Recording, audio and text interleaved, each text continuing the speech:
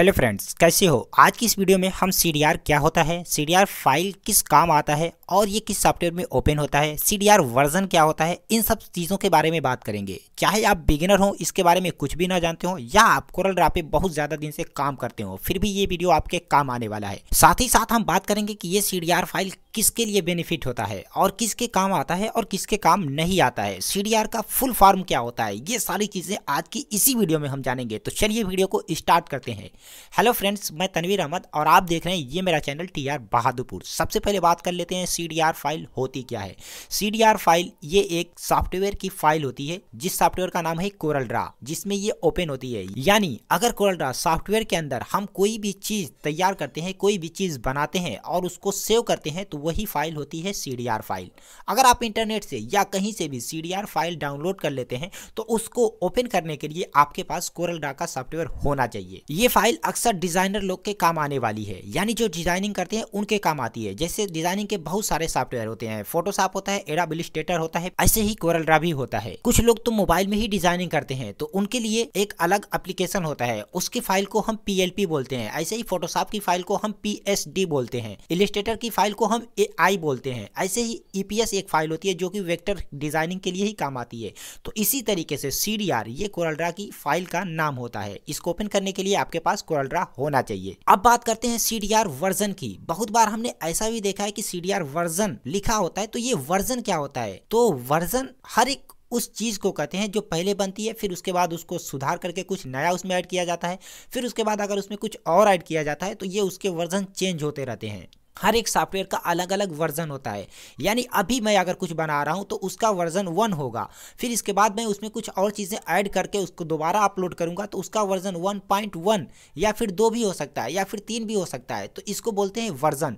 यानी जैसे जैसे वो अपडेट होता है उसका वर्जन चेंज होता रहता है। तो CDR वर्जन भी इसी तरीके से है। पहले कोरल ड्रा कुछ और बना, फिर उसके बाद उसको अपडेट किया तो कुछ और हुआ, जैसे 11, कोरल ड्रा 12, फिर कोरल ड्रा 12 के बाद X3 यानी कि जिसे 13 बोलते हैं, फिर X4, X5, X6, X7, ऐसे ही 2018 Corel Draw, 2020 Corel Draw, 2021 Corel Draw, 2022। तो ये सारे अलग अलग वर्जन है। और इन वर्जन का काम क्या होता है, इन वर्जन का काम ये होता है कि अगर आपके पास कोरल ड्रा का लेटेस्ट वर्जन है तो आप उसमें कोई भी CDR फाइल ओपन कर सकते हैं। लेकिन अगर आपके पास कोई ऐसी फाइल है जो कि लेटेस्ट वर्जन की तो है, यानी CDR वर्जन जो उसका है वो 21 या 20 है, और आपके पास जो कोरल ड्रा है वो 2012 या फिर X3 या X7 है, तो उसमें ये ओपन नहीं होगा, क्योंकि आपके पास जो फाइल है वो तो लेटेस्ट वर्जन की है, हाई क्वालिटी की है, और जो आपके पास सॉफ्टवेयर है वो बिल्कुल लो है, वो पुराना है, तो वो उसमें ओपन नहीं होगा। लेकिन हाँ, इसके उल्टा अगर आपके पास सॉफ्टवेयर बिल्कुल लेटेस्ट वर्जन है, सॉफ्टवेयर आपके पास बिल्कुल हाई क्वालिटी वाला है, बिल्कुल न्यू अपडेट वाला है, और फाइल आपके पास कोई पुरानी है, 2011 की कोई CDR फाइल है या फिर कोरल ड्रा 2012 की फाइल है, तो वो सारी इसमें ओपन हो जाएगी। तो मेरे हिसाब से अभी तक ये तो क्लियर हो गया कि CDR फाइल होती क्या है और CDR वर्जन क्या होता है। अब चलिए बात करते हैं कि इस फाइल की जरूरत क्या है और ये फाइल हमारे किस काम आती है, इसका फायदा क्या है और इसका नुकसान क्या है। देखिए, इसका फायदा तो ये है कि अगर आप कोरल ड्रा चलाना जानते हैं या फिर कोरल ड्रा चलाना सीखना चाह रहे हैं तो आपको कहीं से CDR फाइल मिल जाएगी, तो आप उसको कोरल ड्रा में ओपन करके बहुत ही आसानी के साथ एडिट कर सकते हैं। हाँ, इसके लिए कोरल ड्रा सॉफ्टवेयर तो आपके पास होना चाहिए, दूसरा कोई सॉफ्टवेयर में आप इसे ओपन नहीं कर सकते।